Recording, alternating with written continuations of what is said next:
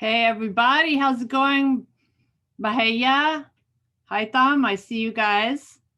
Looks like we got people rolling in.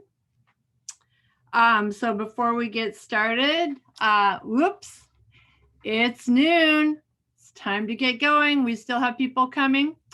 I believe we had almost 300 people registered for this today. Skilla, is that true? Mm-hmm. I think so. That's awesome. So we're going to give people a few more minutes to roll in while we get set up here. Bahia and Haytham, you want to engage your video so we can see you? Mm-hmm. Hi. Hi. You need to give us access. I can't activate my That camera. would be Skilla. Skilla, can you do that? Yep. Okay. Here, I don't know. Okay. Okay. Hello, everybody. How's it going? Happy New Year. Woohoo. Welcome to Letterform Lectures Online Edition. And while we're still accepting people here, just want to let everybody know we clearly have an international audience today. In fact, our speakers are coming internationally as well. So please put where you're coming from in the chat so we get a handle on exactly, how many corners of the globe we're touching here. Let's see, how's that going? We don't see Bahia or Haytham yet. So let's we see. We are here, but we need the access to the video. So yeah, Skilla's on that case. Let's see. And maybe I can do something too here. I'm gonna make you guys co-hosts, right? Okay, and see if that works. Let's make Bahia co-host. Okay. yes, now I'm here. Hey, okay. Hey. And then Bahia also should be coming on line any second now. Okay, yes. Woo, okay. Let's get rolling, everybody. Like I said, please drop your location in the chat, everybody, as you roll in. We want to know where you're coming from. Happy New Year and welcome to Letterform Lectures online edition. My name is Grendel and I'm Education Director at Letterform Archive, which is also the home of Type West, our School of Type Design.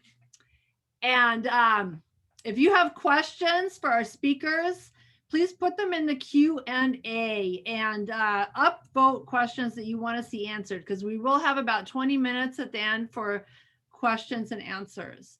And I want to give a major shout out first to Skilla Zaccolini, who is doing the heavy lifting in the background for this lecture series. So thank you, Skilla. Keep up the good work. Welcome. I would like to say congratulations to the new Type West class of 2021.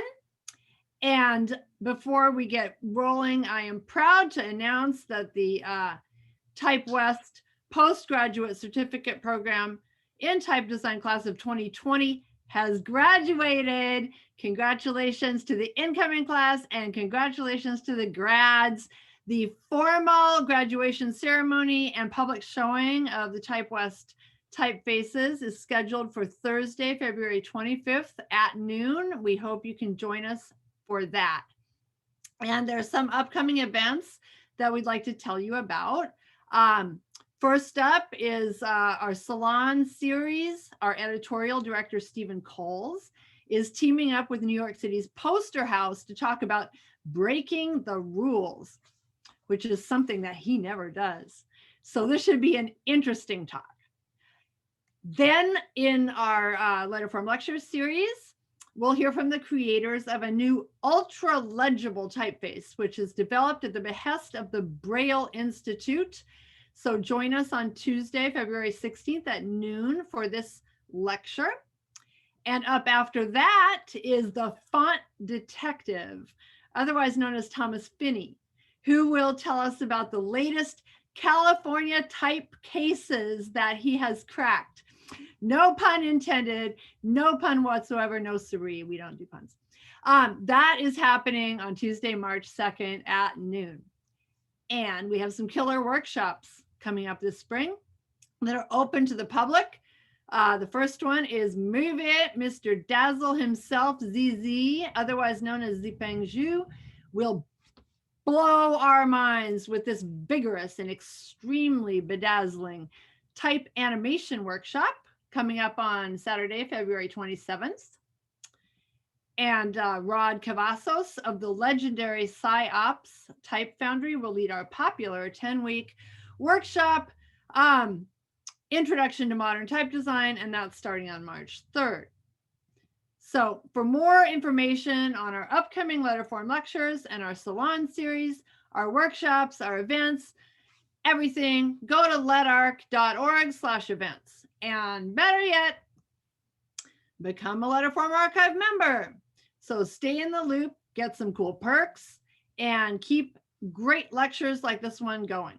So go to letarc.org/join and become a member today. Woohoo! Okay, I would like to welcome you all to our first Letterform lecture of 2021.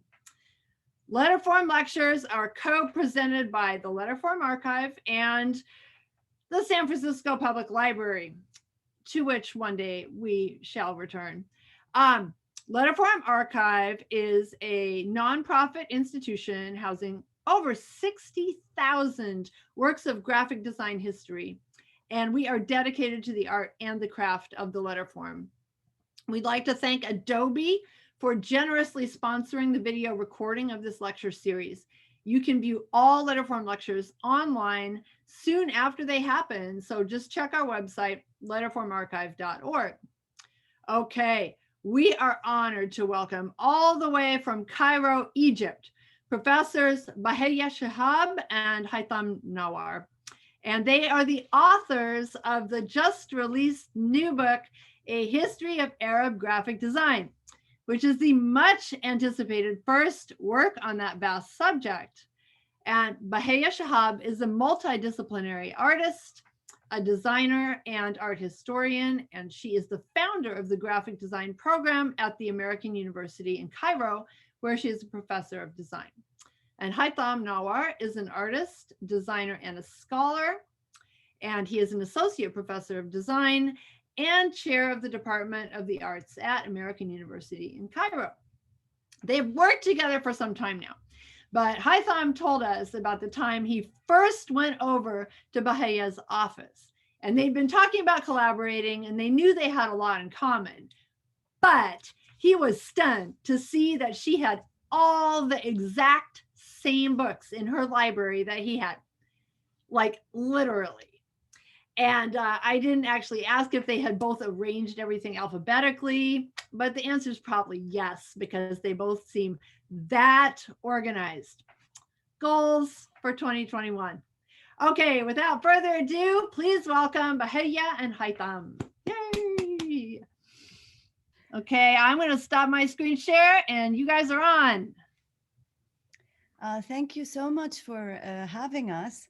I want to thank all of the attendees from all over the world, but those in Cairo, it's 10 p.m. for us, so thank you for tuning in. And those in the UAE, it's midnight, so thank you so much for being here. We really appreciate that.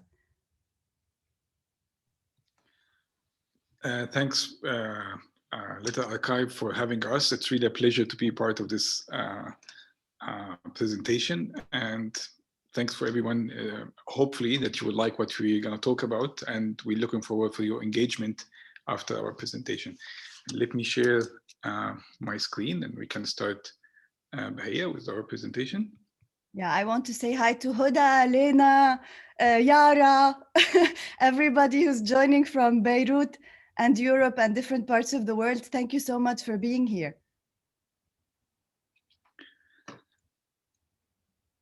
So let's start, Bahia. So this is actually part of the cover of our book. And So we want to start with decoding, specifically focusing on Arabic letters and their masters. So we will start by looking at Arabic calligraphy first. So Arabic calligraphy historically has been associated with royal patronage, with sultans, with the Quran, with a religious background. And it was really a big part of the daily life for everybody till today in our part of the world. Obviously, language is part of identity. So this is an example from early Qurans. But as I said, it was not only on in books, but also all everywhere in material culture, on coins, on buildings, on street signs. And you can see the variety historically. So this is the Fatimid period, for example. You had these writings inside mosques. You had them on woodwork. You had them on glass and on fabric.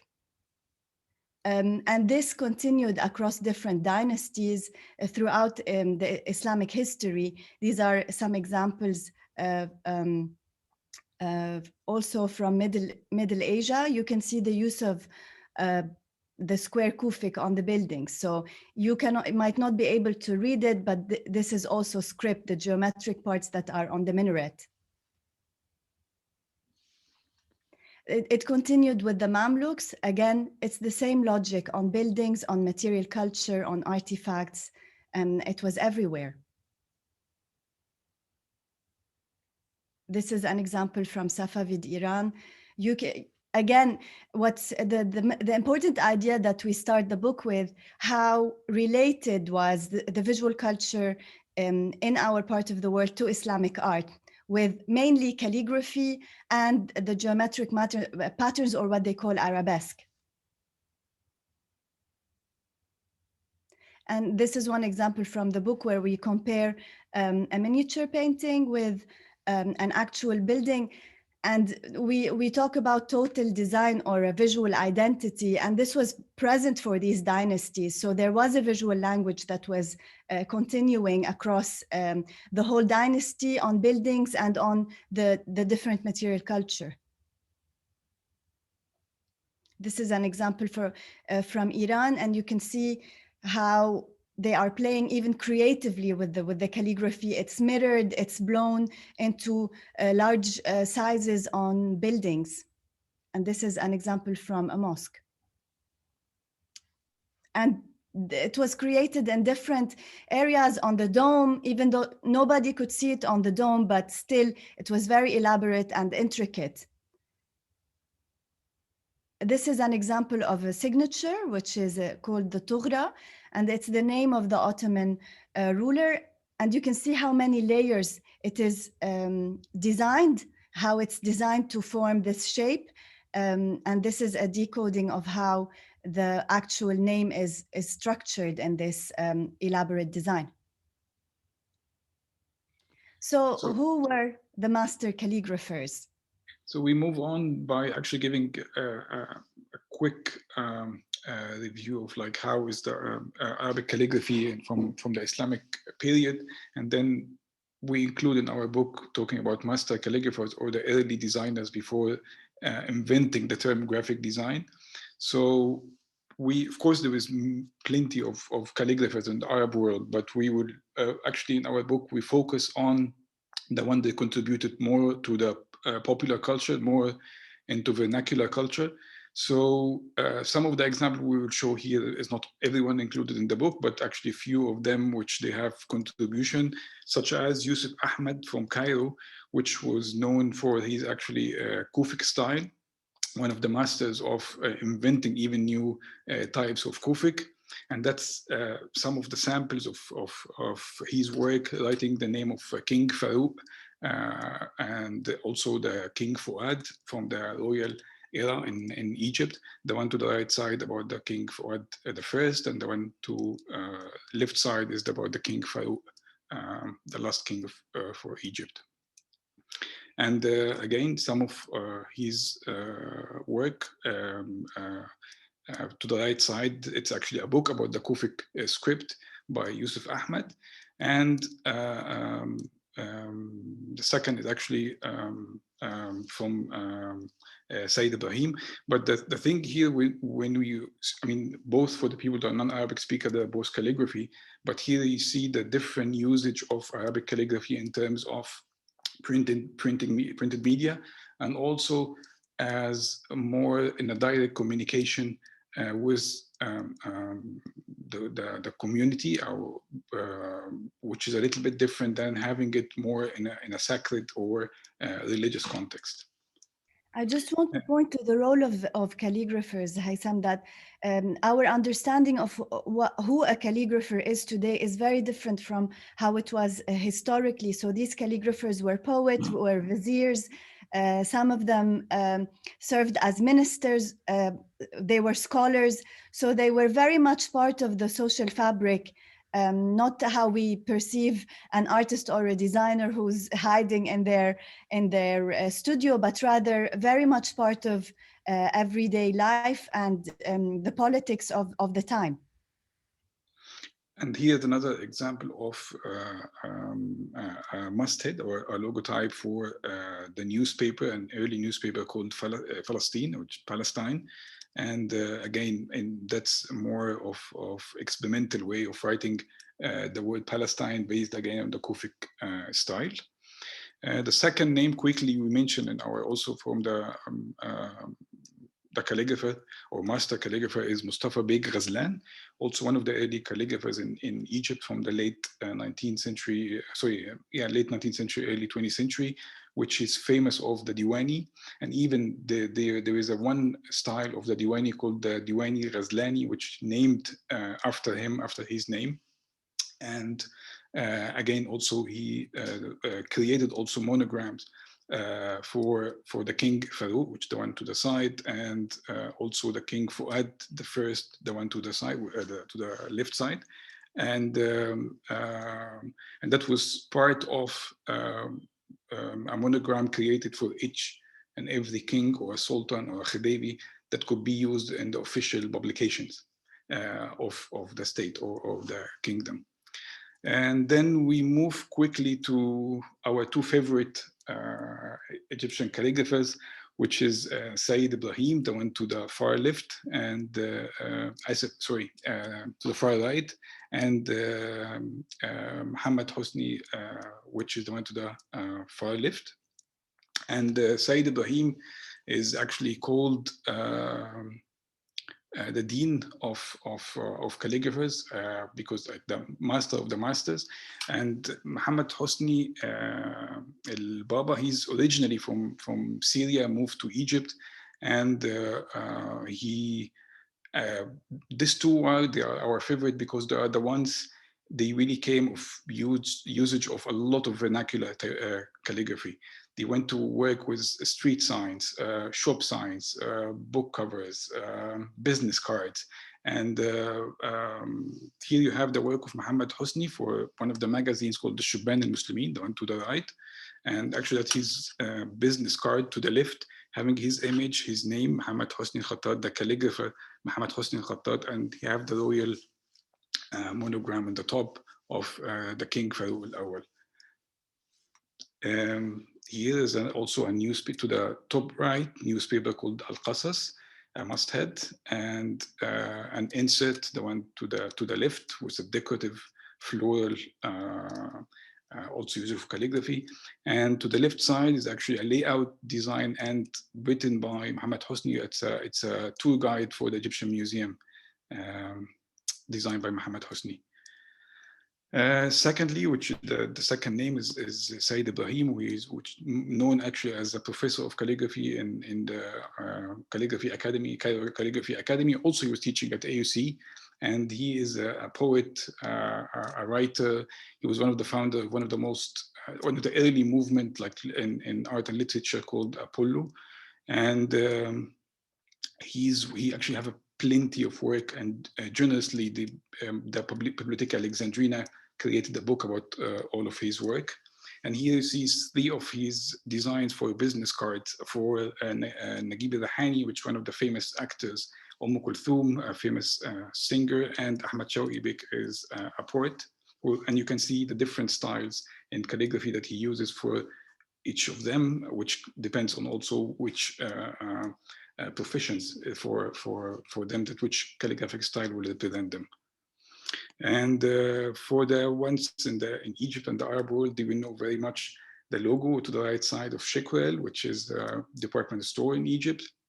And to the left side is the film title, Happy Day with Yom Saeed, which again part of the vernacular way of using calligraphy by Said Ibrahim. Also the street signs of Cairo in some of the downtown areas, in the middle, and then Al-Ahram newspaper, Masr, Palestine, also some logotype to the top left, the Arab contractors or Al-Muqawlun al-Arab, and also the calligraphy of Dar al-Shuruq, Kalila Udem front page to the right side. Not just only Egypt, but we also have, like, again, pioneer calligraphers that they came to the vernacular culture, the Algerian famous artist and calligrapher, Omar Rasim. And you will see from his style the difference between the Egyptian and Levant school and the difference with the Maghreb or North African school. So you can see from last slide, Said Ibrahim style using Thuluth style for street signs. Here is the Maghribi style for the street signs in Algeria. Also the front cover of the Bible to the left side, and some of the masthead or logotype Al Jazair, the first Arabic Algerian newspaper, as well Dhul Faqar, it's an illustrated magazine. Also some of the advertisement by Omar Rasim. And we move to Lebanon, and Kamel El-Baba, I would say that the father of modern calligraphy in Lebanon, and is masthead or logotype in Nahar, which is the most famous, one of the most famous newspapers in Beirut and the whole Lebanon. And Kamel El-Baba is a school by himself, also known by his peers at that time from all Arab worlds, and also contributed a lot to the Arabic type. And according to our classification, the last calligrapher from this golden age is Khudair al-Boussaidi, and he his studio, and he's still alive, and he is also the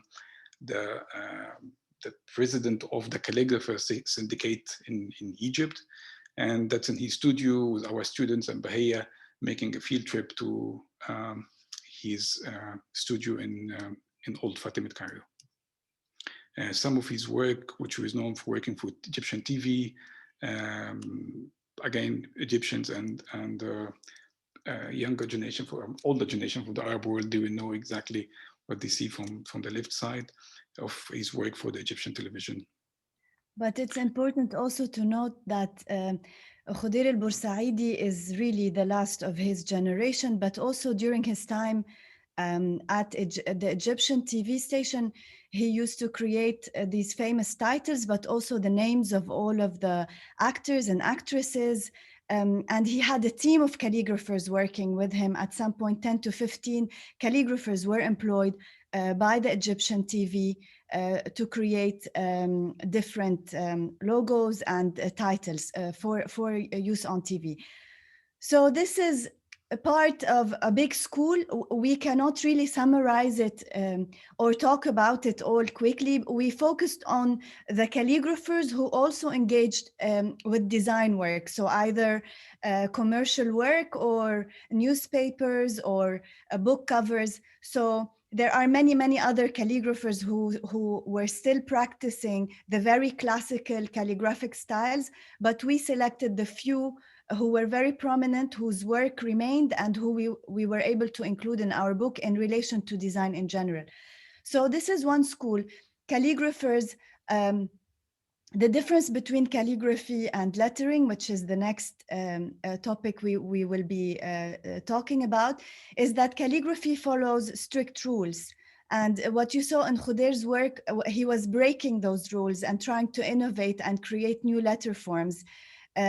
but they were never really translated into fonts. And that's another a big problem we discuss in the book, is why is the quality of our fonts with the digitization of design in general globally, why there was a sudden drop in the quality. It's not the case in the past 20 years. Our book stops at the year 2000 roughly. So in the past 20 years, there has actually been a really great movement by a young generation of type designers. But so this is an important topic in the book. So if we talk about calligraphers and calligraphy as a school, we want to talk about drawing letters, which is an experimental individual. It's not created into a font, and it's based on the skill of the designer and his or her creativity. So we will start by introducing a few master designers. Just before we jump to the master designers, just to build on what Bahia said, is that Arabic script in general and Arabic calligraphy and the use of Arabic script in design in the Arab world faced many complications, or say challenges, because of its start, when we mentioned the beginning as really very sacred, and then becomes royal, and then by initiatives from few calligraphers becomes more vernacular.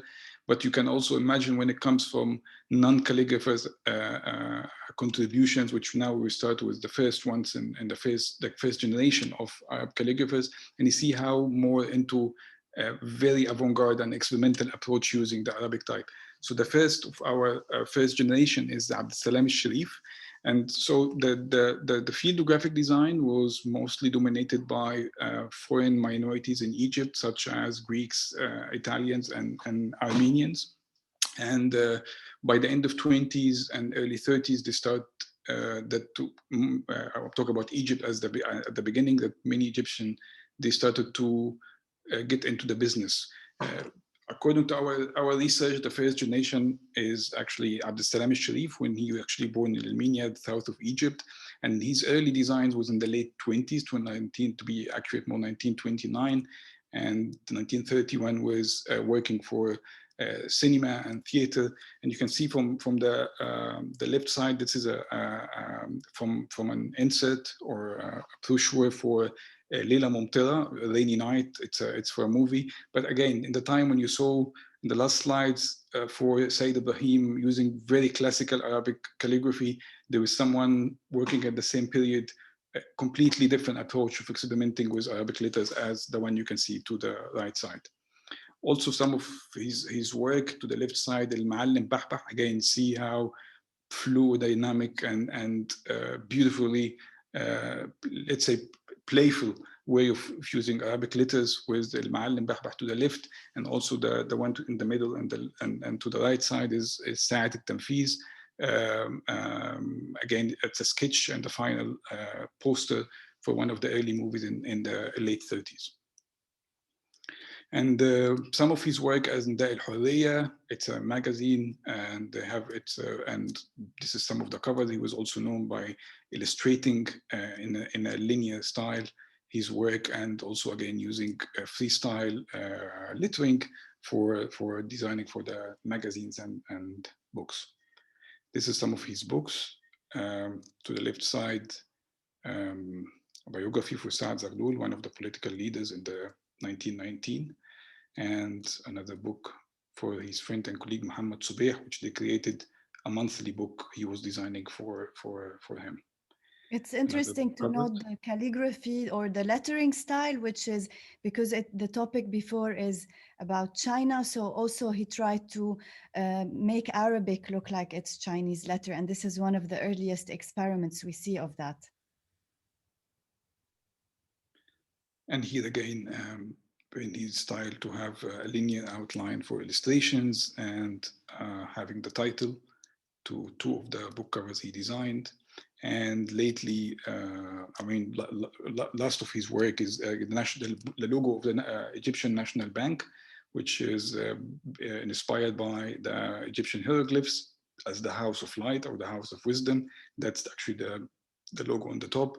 And to the left side, it's a book cover for Dar Shuruq, Kalila Udimna, and that was one of the very few experimental approaches in terms of printing material that the publisher himself allowed him to experiment using colors, different colors, and again using different material for binding the books.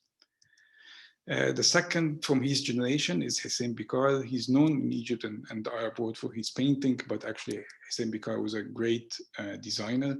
He designed for more than actually 1,000 book cover and have a very interesting lettering style for the covers, and also his illustrative style.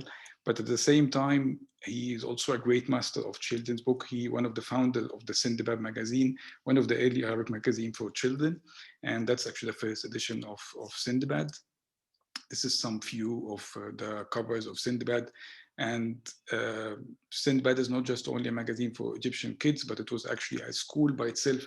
Most of the Arab designers we met and we discovered by coincidence, all of them that actually work in the business of children's book, they actually were learning from Sindbad, buying it and learn from the way how he was designed the layout and also illustrate and do the drawings.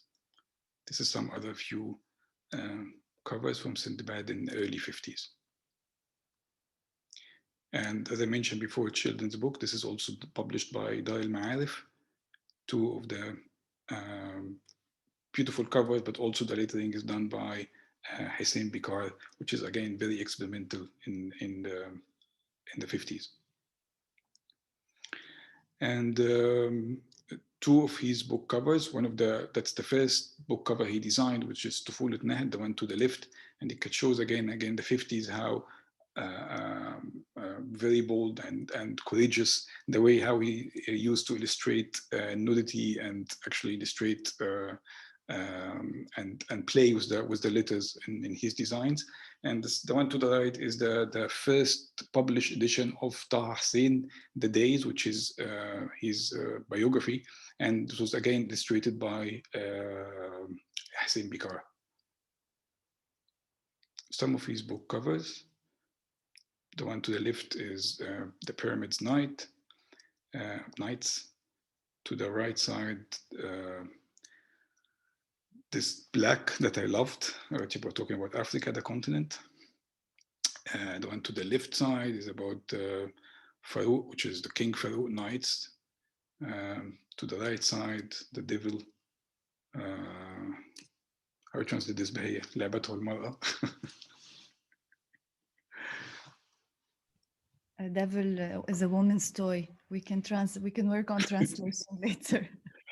And from the second generation, we talk about Hassan Fuad, and he is actually in this photo to the left side he is the student of Abdus Salam Sharif, and he is from the one of the very famous schools in Egypt in the Arab world. It's called the Rose Al Yusuf School. It's a magazine, but the way how Rose Al Yusuf magazine and also like Little Sister, Sabah Al Khair magazine, they were known as a school for artists and designers. So you see Hassan Fuad to the left side with his teacher and master Abdus Salam Sharif, that he actually gave him the first opportunity to design the fine art magazine in early 50s. And to the right side, that's one of the, because Hassan Fuad was not just only an artist and critic and playwright, and also a politician, not say, and he was very much into publishing political magazine and founding political magazine, one of its Tahrir, and because of that actually cover, he was arrested of the way how we show Egyptians in the time of the royal Egypt, and the king actually arrested him, and also he was arrested in the time of Nasser and Sadat until he actually quit working in politics, and he decided to just only work in art and design. And that's the first design for him as a magazine on the Fine Art School in Egypt in 1947.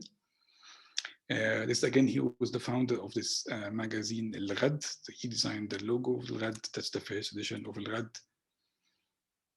Some of the book covers he designed, Hassan Fuad, Ashwa Insan, Star, We Will Never Betray Palestine, the one to the right. And last from the second generation is Abdul Ghani Abu Al-Anin. Same school as those Al Yusuf and Sabah Al Khair, which you see the logo to the right side, which it's used until now, the logo of Al Yusuf, Sabah Al Khair, Al Gumhuriya. Those are magazines and newspapers in Egypt. And Abdul Ghani Abu Al-Ain also very known as an artist, but he is a great designer, not just only graphic designer, but also set design, custom design. And he's one of many of the designers that were actually known for for the fine art and paintings and drawings they do, but not really for the designs. And he is the cover for Sabah Al Khair magazines with his style. And those two covers, one, it's about Abdel Nasser. It's for Egypt, not for Abdel Nasser. It's a sketch, the one to the left side for El Ahram newspaper. And the one to the right side is also about Sadat. It's about the beginning and the end of the era of Sadat in Egypt. And that's again a book cover designed by Abdel Ghani Abu Al-Ain. So we moved to the third generation. Just to need a break because it's. I think I'll take it from here. So Yes, Muhyiddin al-Abbad is one of really the very prominent Egyptian designers. We have him in the fourth generation of designers. And you can see now we're only presenting designers from Egypt. We will move on to designers from other parts of the world. And we only selected the work that highlights their skill set in lettering or type design, but mainly lettering for these master designers. So this is an example of a stamp that Muhyiddin al-Abbad designed for Palestine, and the book cover on stamps for Palestine. He was also a school, just like Bikar. He had a lot of students and he had a lot of followers and a very specific style.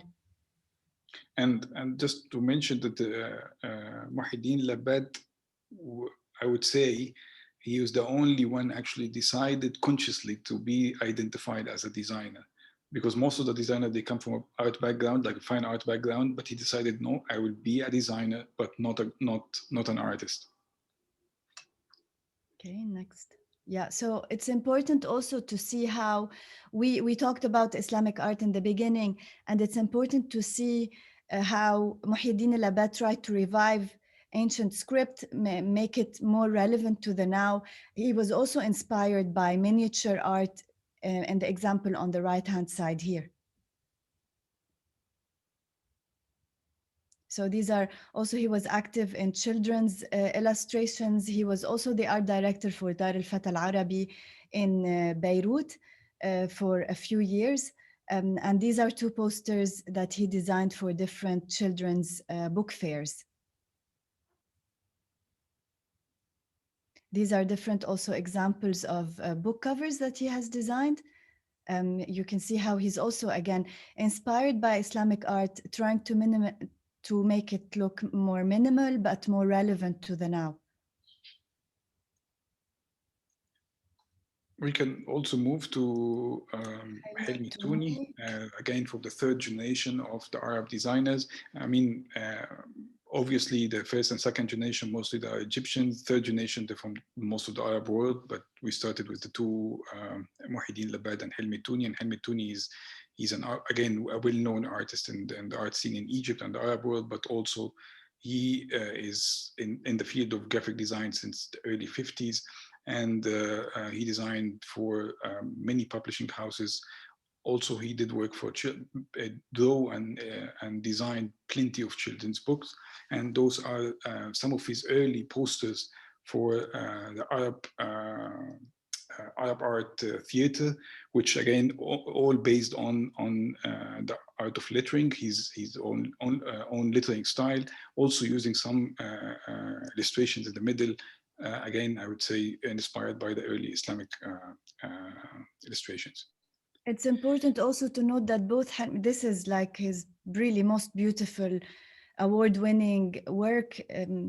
It's a beautiful series. It's about the title of the series is The Most Beautiful Folk Tales.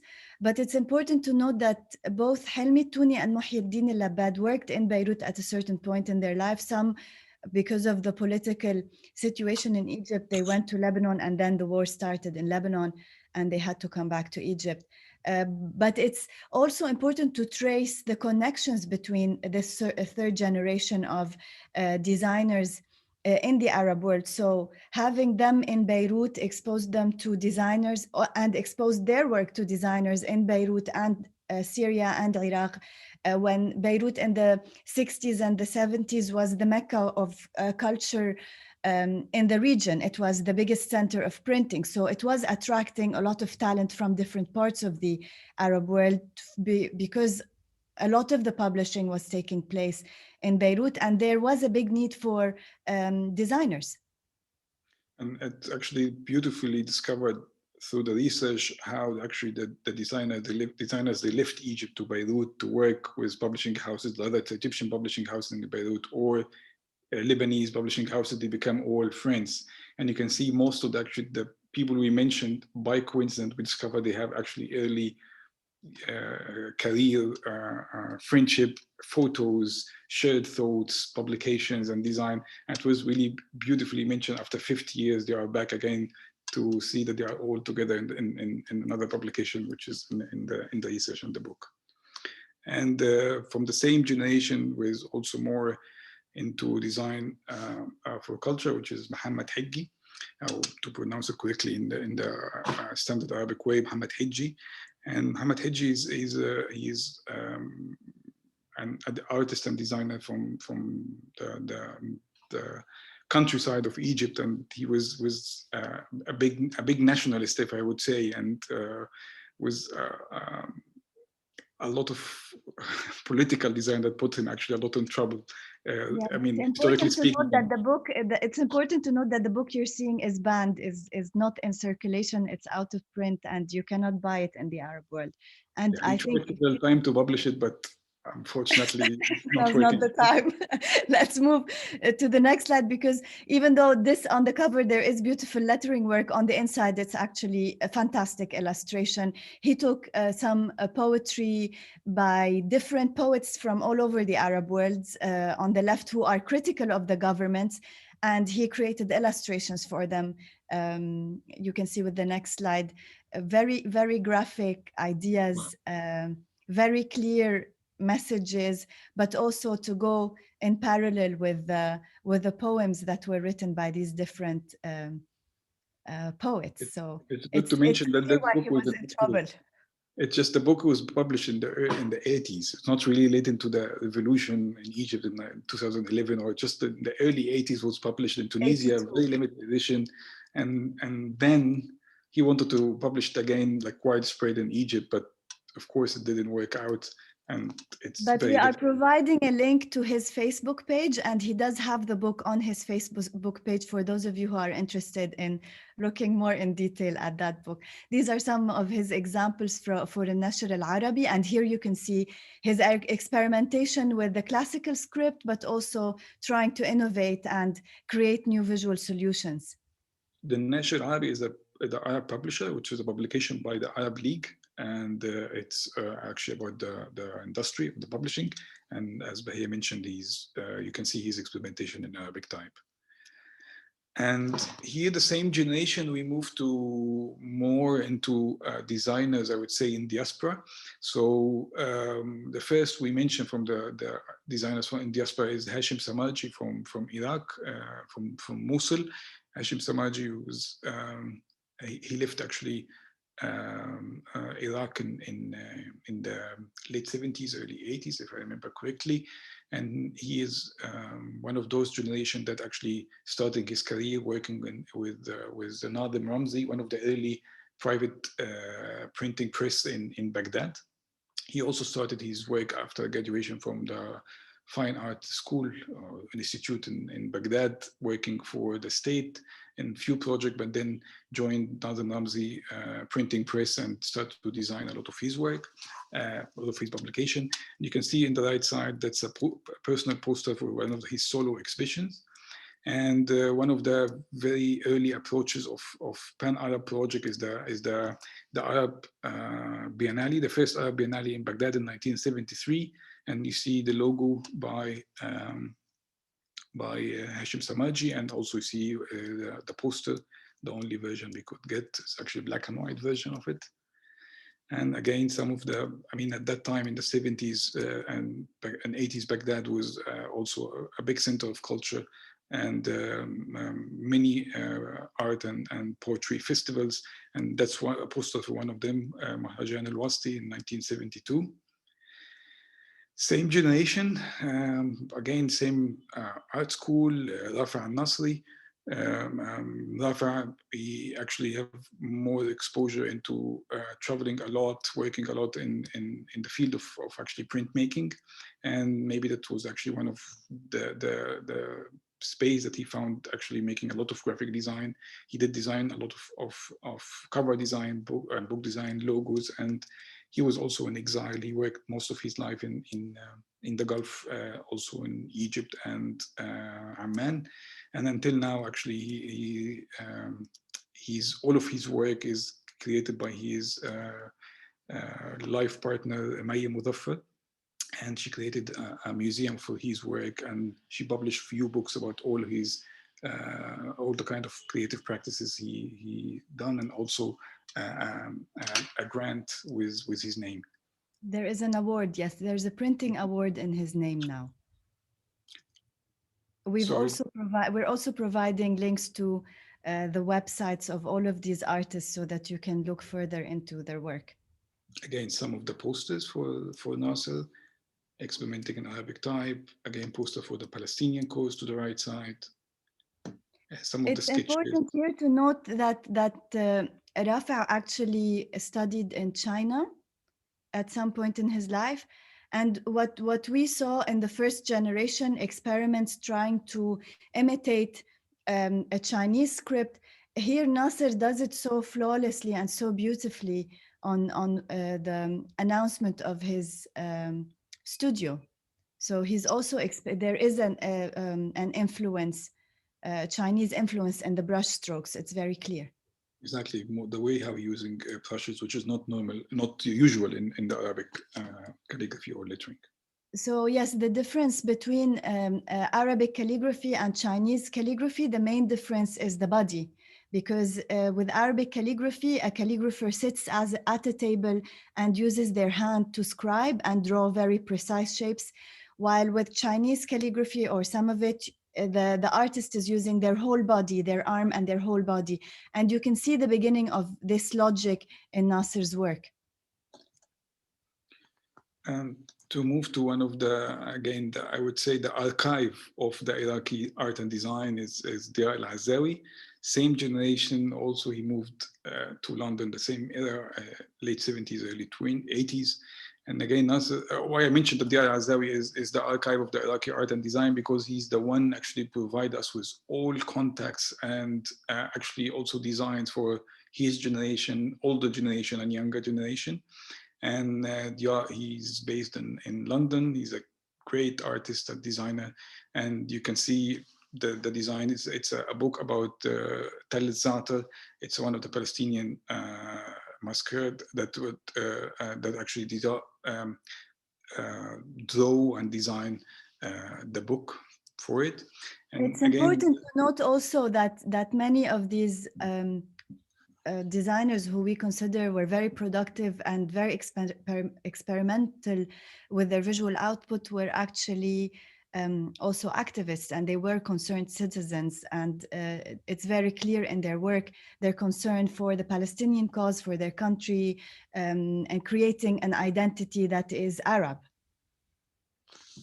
Yeah, so the two posters you see now, the first one to the right is actually a poster of one of like a trilogy designed for his colleagues and friends, Saleh al-Jumayyi, one of also the mentioned artist, and Rafi al-Nasri, and himself, Dia al-Azawi. The one to the left side is actually against racism, which one again a global movement from designers in that time for against racism, Palestinian cause, also the movements in Latin America and so on. And you see here, the one to the right is for the Palestinian cause. It's an exhibition, international exhibition for the cause of Palestine. And the one to the left side is one of his designs for the Baghdad Fair in 1965. We have a whole Save the Nation. chapter.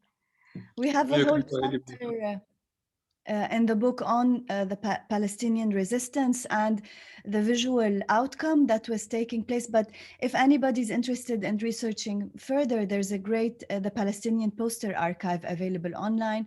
A lot of the posters, or most of the posters, you can find it on it. One artist who identified as Palestinian but was actually Syrian was Burhan Karkutli. And to me, this is the only example I found, or we found, of psychedelic Arabic script. So this is a wedding invitation that he drew in Frankfurt in 1976. And you can see he has a very precise style, the big eyes, very linked to the folkloric way of drawing, but in a very stylized and organized manner. You can, if we can move. This is a breakdown of what's written in there. It's he wrote love and tolerance in the first part, and then he signed it. He writes in the crescent shape that this was drawn by Burhan Karkutli in Frankfurt in 1971, and then he moves on in the middle to say, "I wish you a happy marriage." And even though the couple are German, you can tell from their names. But it's really beautiful how he translated a wedding invitation into something, or a wedding card into something so cultural. It's also worth to mention that Burhan Karkutli he was also one of the designers in exile. He was living in Germany. Again, he was not really loved so much from the Syrian regime at that time. And he actually died in Germany without having the opportunity to go back and visit Syria. Next slide. Yeah, so it's his work is gorgeous, and you can see by the amount of naked bodies you have seen so far that these artists did not shy away from the female body, and they celebrated it. Like the poster in the middle, it says, "My God, their eyes are so Allah," which means God, their eyes are so beautiful. And he draws 3 women in the middle of the word Allah, and he gives an eye to the He in the last letter of Allah. And it's really just beautiful how he mixes miniature art with vernacular folkloric illustration, and he creates this visual language that is so rich and fascinating. But the reason why one of the problems we faced is, do we stick to designers who are from the yes, and the mustache, of course. Do we stick to designers who are limited to the geography of the Arab world? So part of our problem was deciding whether we want to stick to only designers who lived in the Arab world, but then we really discovered it's impossible. A lot of them have migrated because of the political situation in the region. There has been mass migrations in waves out of the Arab world. So he is one of those examples of designers in the diaspora. Abdelkader Arnaout, another master designer from Damascus, Syria. He was also an educator. This is an example of the Mediterranean Olympics that I think this is also the only example of an Olympics design that we found by an Arab designer, right, Haytham? Yeah. Yes, it's and it's also very interestingly that he used cuneiform as an element for design, and back to the early Assyrian civilization, and use it as part of the visual identity of the Olympics in the Mediterranean. And I think this was also part of translating identity, because a post-colonial Arab world, designers were also actively trying to find a way to represent their heritage. Now that the colonizer is gone, what do we look like? So in Egypt, designers drew on ancient Egyptian. In Syria and Lebanon, they were looking at Phoenician. And here you can see an experiment with cuneiform. So this was all part of an experiment to identify what is an Arab identity. What does an Arab identity look like? He was, this is one of his biggest, longest project, which is designing the poster for the International Damascus Fair. I think he designed around 29 rounds, right, Haytham? Yes, if I remember correctly, yes, 29 Yeah, rounds. And every poster was a visual experiment and a logic with this simplified visual that reflects the concept that he was trying to portray. And I think Abdelkader was a fortunate designer because they actually have a little bit of a trust in his work for a longer period, that they give them the room for experimentation and come every year with a different theme, beautifully illustrated in his designs. Yes, and the Khat Books has published a book dedicated to his work. So if you're interested in reading more, check out the Khat Books collection and you can read more about it. This is, I think, really one of the most gorgeous experiments. He designed it for a mosque in, was it Libya or Algeria? Huda, maybe you can help us. Yeah, but this is a typeface that people can know that this is lettering. That's an Arabic lettering, and actually created a typeface out of it. But Libya. because yes, so Huda confirms it's for Libya. Thank you, Huda. So, but it's just beautiful. It's breathtaking, and imagine that in a space. It's really reviving the old concept about calligraphy in the public space, but also pushing it forward and stylizing and creating such an impactful visual language. And I would like to, hopefully he's listening to us, that Sami, the son of Abdelkader Arnaout, because he provided us, he actually living in exile as well in the US. And again, I think we were lucky that Sami took care of his father's work and archived everything before he leaves Syria. And generously, he provided us with all the designs. So thank you, Sami. So Hassan Musa, next slide. Hassan Musa is one of my favorite designers because he's such a rebel. So he created this a journal of constructive criticism and opposition. الهدم النقاد, is it? There's a really nice play on words in this one. And he calls this journal, so this is how they did it before the internet. Now you just send an email or you create a group. The way he did it, he created this journal of the left, obviously for the left, and he would invite contributions by prominent thinkers, Sudanese thinkers, and authors and artists. He would create, as you can see here, 31 copies. This is, for example, number 21 out of 31 copies. And then he would hand those photocopies to 31 people. And then because they are numbered, these 31 people would give them to another 10 people and they would photocopy. And this is how they were spreading. This is grassroots work when you have an oppressive regime. So this magazine called Jahannam, which means hell. Hassan Musa is a Sudanese because we didn't mention where he comes from. So yes. He's a Sudanese designer. Yeah, I'm assuming the word Khartoum, but yes, our audience doesn't read Arabic. But yeah, so he's currently in France. This is one of his earliest works. And this was created in 1977 for the Ministry of Education. Yes, Wafa, Jahannam is written like Coca-Cola. This was his point. So he writes hell with the same script as Coca-Cola, but in Arabic. So حكاية السمحة فاطمة والملك الغول. So this is a children's story. Again, it's about a mermaid and and a monster, but you can see the beginnings of how he's starting to treat the script. Yes, next. Yeah, So- beautifully. He was lucky Yes. to publish Gorgeous.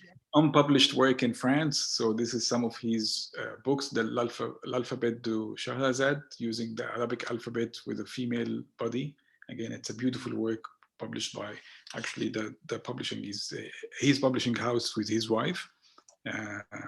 So these are limited edition children's books, illustrated with a very small narrative, but the visuals are really stunning because he takes calligraphy and he creates these zoomorphic shapes out of them. Again, continuing a very long Islamic tradition that was very popular in Mughal India, Safavid Iran,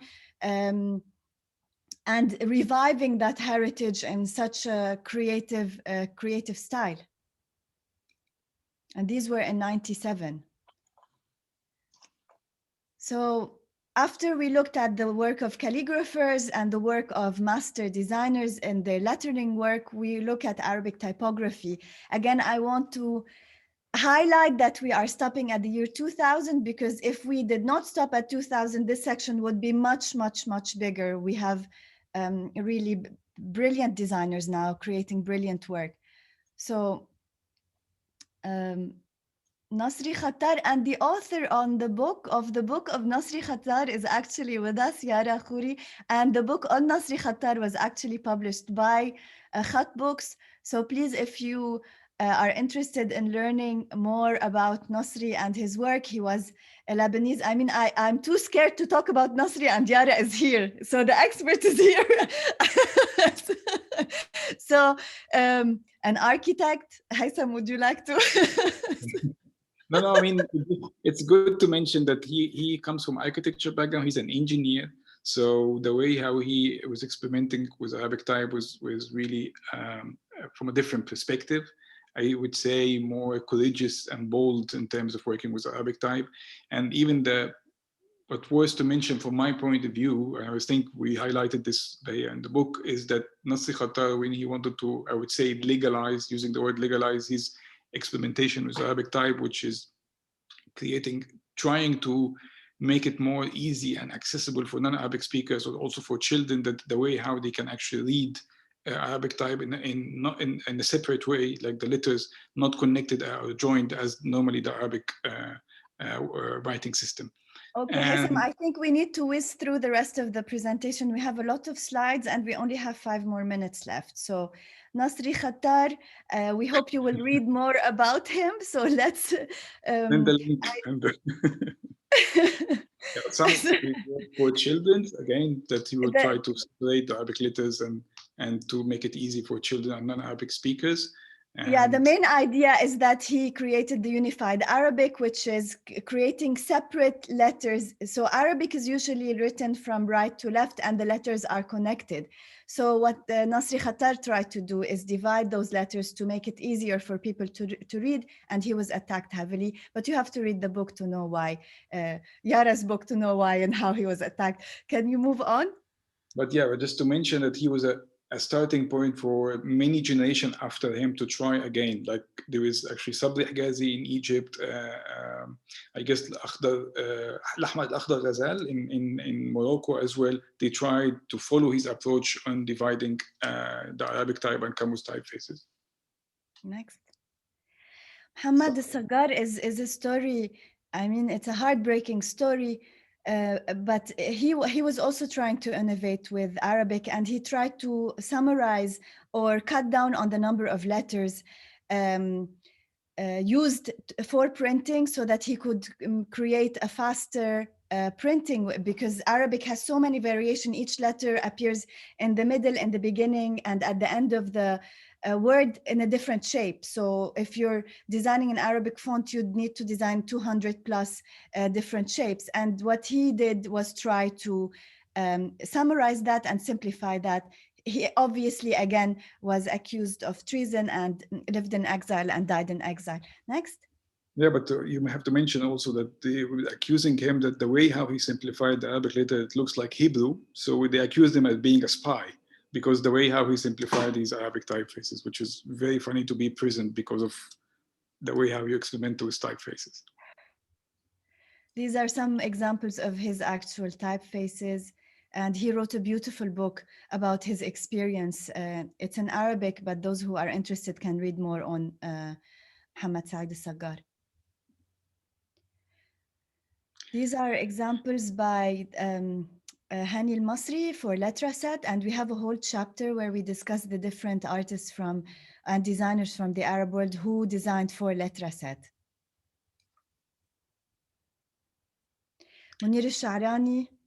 Yeah, you can go ahead, list. This is, I think, our last fourth generation according to our classification. Is a Syrian designer, also still living in Damascus, very active, very productive, designed also hundreds of book covers, also in Beirut in the early 80s. Next.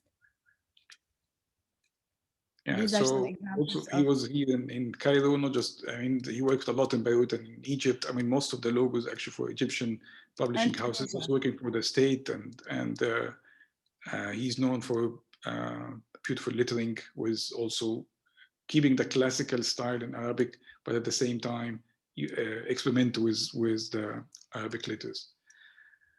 Ma'moun Sakal is another Syrian type designer. He lives in the States currently. We're also providing a link to his website so you can look more in detail at his work. Also famous by the experimentation in Kufi and his deep study in Kufic style. Tajasir Hassan is a Sudanese type designer, also did some experiments with Letterset, and is one of the pioneers in type design in Sudan. That's some of his work.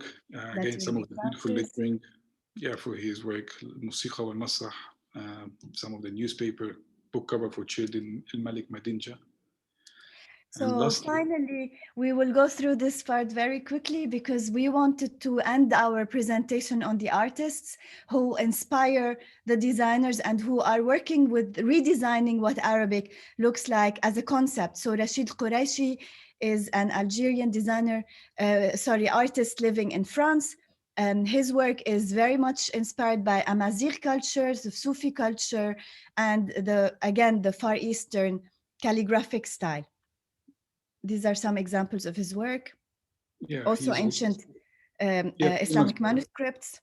And famous by getting inspired by totems and the culture of writing totems in Arabic letters, which is like unknown writing, but it's beautifully written. And some of them, he also one of the ones have a few application in different mediums, ceramics, textile, and others.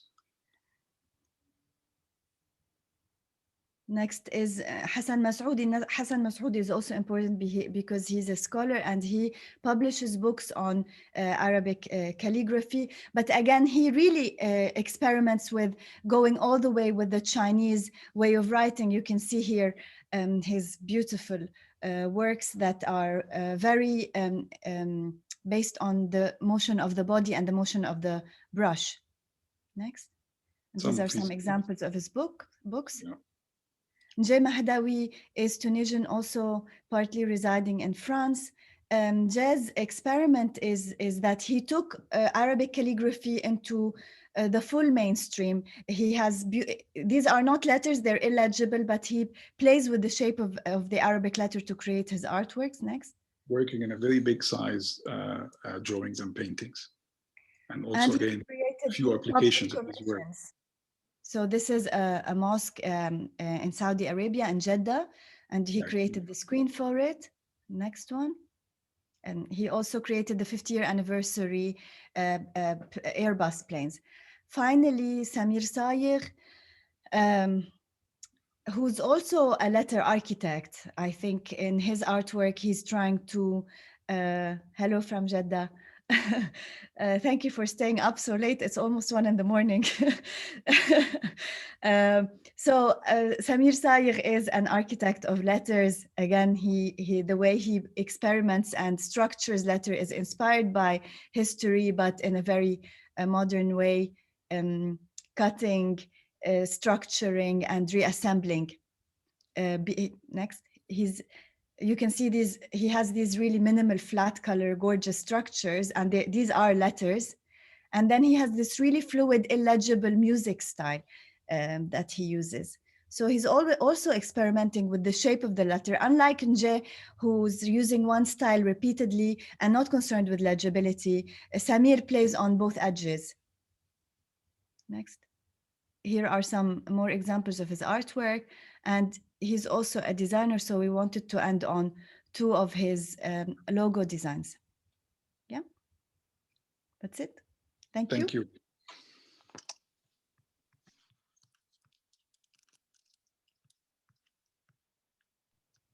Thank you so much.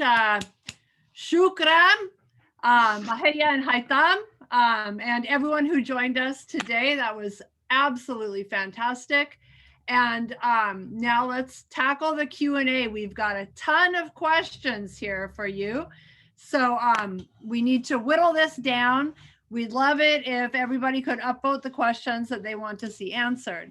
So I'm going to hit you with the ones that arrived at the top. First, we have Dina Ben Brahim. Hi, Dina. Dina says, I read your book, amazing references. However, I was wondering why there weren't enough women. Pretty much all the designers and artists are men. Thank you, Dina. I will take this question. There are actually 5 women designers who we found. And after we published the book, I found an amazing female designer who's residing in London. And unfortunately, we didn't know about her when we were publishing the book.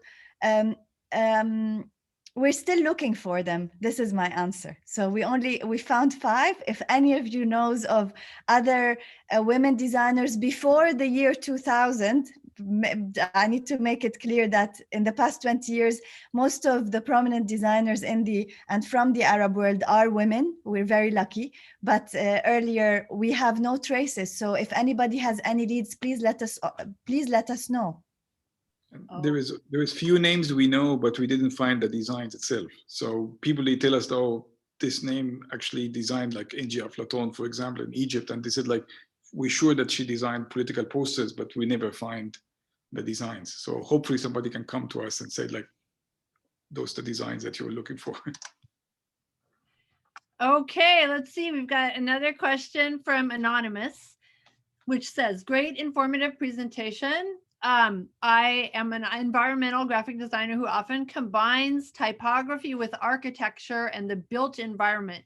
What are your thoughts on incorporating some of the characteristics and essence of Arabic calligraphy into functional signage and wayfinding? Can there be a successful balance of Arabic culture and utilitarianism? Mea culpa, we didn't include the signage system of the metro in Cairo, but it is in the book. So we have examples. It's been done. We have brilliant designers who worked on it. So yes, there has been many successful experiments to create a balance in history and now recently. Yeah, we included the first attempts for signage, like a united signage system for the streets of Cairo by Fathi Gouda, and as well the first attempt for the subway, like the Metro Cairo, again, the designs by Fathi Gouda and some other designers for different But we also shared the work of Said Ibrahim and Omar Rasim of the names of the streets in the beginning, in the first part of our presentation. So these were the only 2 examples from street signage that we had. Okay, let's see. From Michael Aviles asks, did any of these designers have any background in mathematics? It seems crucial in Arabic design in general. I mean, we invented algebra, so for sure that they have a little bit of mathematics. Some designers were actually architects and engineers, as we mentioned earlier. So yes, but also those who followed the classic style, of course, they had to know math because it's all very structural. I mean, if you mean by your question about using mathematics because of the Islamic, the ones are actually inspired by Islamic designs or Islamic art.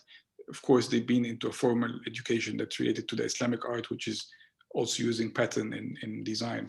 Maybe that's what he means by his question. Sounds good. Let's see. Huda asks, Burhan, and forgive me for mangling the names. Burhan Karkutli. had a very clear style of illustration and prints, but has he ever worked as a graphic designer, and who were his clients for his illustrations and print work?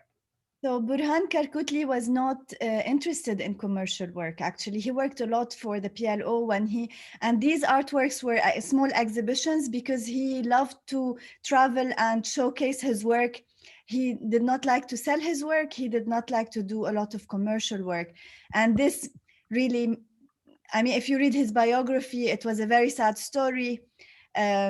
He was sick in the last part of his life. He was not financially supported, but so these illustrations were done, the ones that we showed were done mainly for him as visual experimentations, but he was supported by the PLO at some point. But also he worked for some of the Arab independence movements. So also he worked for Algeria, the revolts in Algeria and some other Arab countries. He did actually political posters for the... Most of his work was political, yes. Okay, let's see. What else have we got? Remember, upvote, people. We have a question from Crichton Tynes. What kind of brushes would they use to do the lettering? I don't have my set here, but I would love to show you. So they are cut at an angle and they're made out either of wood or metal. These are the latest ones that they still use today. Some calligraphers would just use feutre. Haytham, can you help me out? Felt? Foot? Yeah. Yeah, I think. So it's different. Some calligraphers make their own brushes. Some use reed. They cut a piece of reed and they have tutorials on how to make your own brush. So there are different styles, and some scripts needed specific brushes to be cut at a certain angle. So there's a variety of brushes that they use. Maybe the word brush will really confuse them a little bit. It's not really a brush in the term of using the word brush. Yes, it's reed. It's like a bamboo, like a sharpened edge bamboo that you can actually use for your drawings. Not really a brush. Only the ones that actually inspired by Chinese, like Dava Nasri or Hassan Masarudin, that they used more the brush with, as we know, for the experimentation in Arabic lettering. Bahia, are you a calligrapher too? Not in the classic way. I'm from the rebel side. I don't do classical calligraphy. I'm the anti-classical calligraphy. But that's a story for a different day. Okay, let's see. We have time for a few more questions, so please upvote them. I have one from BIPOC Design History here that says, thank you for your presentation. It's really amazing to see all this work come together and presented so thoroughly. I'm curious about the history of calligraphy and the role that females played. Was it really uncommon for females to practice calligraphy? And then this may be a different question, but are there digital archives that you would recommend to look at all this beautiful Arabic ephemera? Okay, so to answer the question on female calligraphers, this is a favorite question of mine that I had for a long time. Please go to Type Labs page on Instagram, press the IGTV section and look for a lecture by Nuha Abu Khatwa, and she talks about the history of Arab calligraphers, female calligraphers. So we have a talk recorded about that. It's accessible, it's online, you can watch it. There is a history of women calligraphers in the Arab world. They're just like our designers, undocumented. So we're also looking to document and write more about these women calligraphers. For the digital archives question, we've provided many links that you can see in the chat box if you just scroll up. And we've mentioned a few, and you can also access the websites of the different designers, and some of them archive their work on Facebook. So either their social media or their websites if you search for them by name. maybe one day we will create our archive for the Arab designers. I mean, And museum. until now, museum, it's a big hope. But until now, there is the one mentioned, but easy to access one for the Palestinian poster archive online. And the other one, there is also one for the Iraqi art, which they also include a lot of the publication designs online. Okay, let's see. We have a question from John. Taking the question about signage and street typography a bit further, did you get any sense of a developing graffiti tradition in Arabic script before 2000? Graffiti, let's define what you mean by graffiti. If you mean tagging and the immediate act, then those we have not found examples of the Western way of the understanding of what graffiti is. But if you look at the pictures of the early mosques I showed you and the huge letters on the walls, I don't know if they don't really qualify as graffiti, but calligraphy historically was taking space in large spaces in in public spaces, more like murals. But graffiti in that sense, as speed and political, I think it only started with the recent revolutions. Awesome. Okay, let's see. Jennifer Bowyer asks, wonderful presentation. Any plans to write a book about Arabic designers working after 2000? Yes, definitely. Okay, that was easy. Let's see. Mona Munir asks, I'm starting a career in graphic design. Oh, okay, that's not really, oh, okay, I see, two-part question. But I didn't come from a designer background, no college degree in design. Is there any advice you can give Mona at the beginning of Mona's career? Yes, be curious. That's the best advice, yeah? So I just think a designer needs to read a lot, watch a lot, get inspired by everything. So the more cultured, rich you are, the better designer you will be. I think, Mona, you are lucky that I mean, from your name, that seems that you're from an Arab or background. So you are lucky that if you come from this region, if you're interested in the Arab design, it's very rich, your heritage. There is a lot to see and find, not just only by education, because most of education until the moment we speak is more, I would say, Eurocentric education. So there is a lot to see in books and in the streets. So you can actually, as Bahia said, be curious, because you're really fortunate that you have a lot to see in wherever you come from in the Arab world. Okay, let's see, a couple more questions. Kate Widows writes, are there any efforts in Cairo to preserve street signs, especially old neon signs, such as Metro Cinema and other cinemas? We hope so. To my knowledge, to preserve is really a big word, but there is a revival, I would say, to the culture itself, like using the vernacular culture, using the old style street signs. There is like a revival, like many people, they're actually interested to go back to this tradition and use it especially in the Khedivil downtown Cairo. But I would not use the word archiving, not yet there. Okay. Well, that's a bummer, but hopefully they're not getting torn down like they are here quite so fast. Unfortunately, a lot of them are missing now. I mean, in the past 20 years, we've lost so many of them. Some have documented them, but a lot are physically gone. So we can only hope for a visual archive, but not a physical one. Not like Hong Kong. Yeah. All right.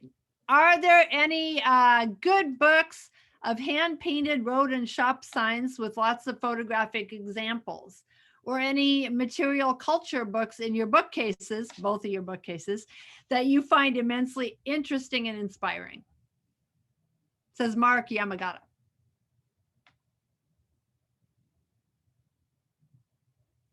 It's a very specialized and focused field.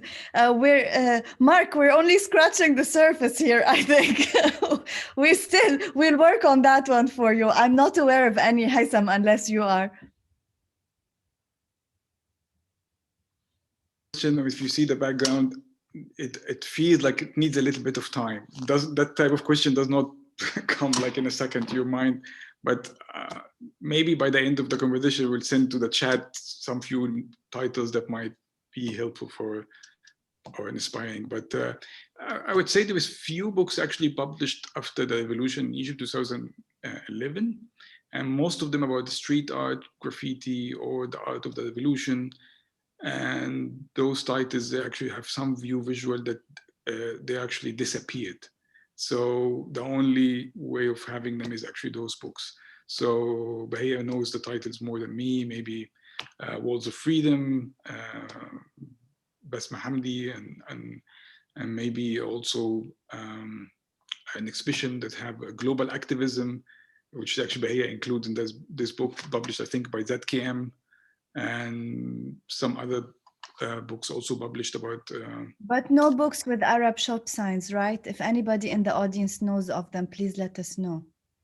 There is a project that actually I did with one of my colleagues in 2015 about downtown shop signs. Unfortunately, the book we created is not published, but it's actually about the Cairo downtown shop signs. And we created typefaces out of them, but it's not published, unfortunately. Well, time to publish, guys. Come on. It sounds great.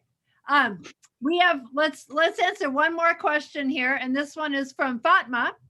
Fatma asks, hi, Bahia and Haytham. Bahia, sorry.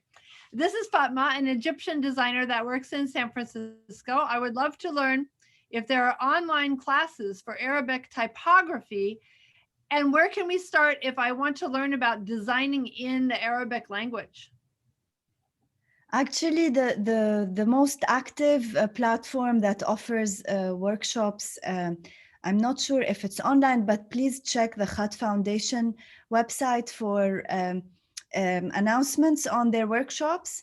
So they're depending on, yeah, you're asking if there are online. I'm not sure if maybe Huda can help us. Huda, is Khat organizing any online Arabic typography courses? So we'll wait for Huda to reply in the chat box, but I think there are always like a few announcements, but they're very few, right, Haytham? I mean, some independent designers, you have to unmute, Haytham. I said I'm not sure if actually Fatma is asking if it's in a formal education, like in a university system. No, so yeah, online. Because we offer a course about type design in our university, and as an international student, you can actually enroll in this course online from abroad if this is what you're looking for. Huda answered that Nadine Shaheen is offering some online courses on type Nadine design. Shaheen, exactly. I was going to say that there are independent designers who are offering courses online, so you would want to follow them. Nadine Shaheen is definitely one of them. And we were actually honored to have Nadine Shaheen speak for Letterform Lecture Series last year.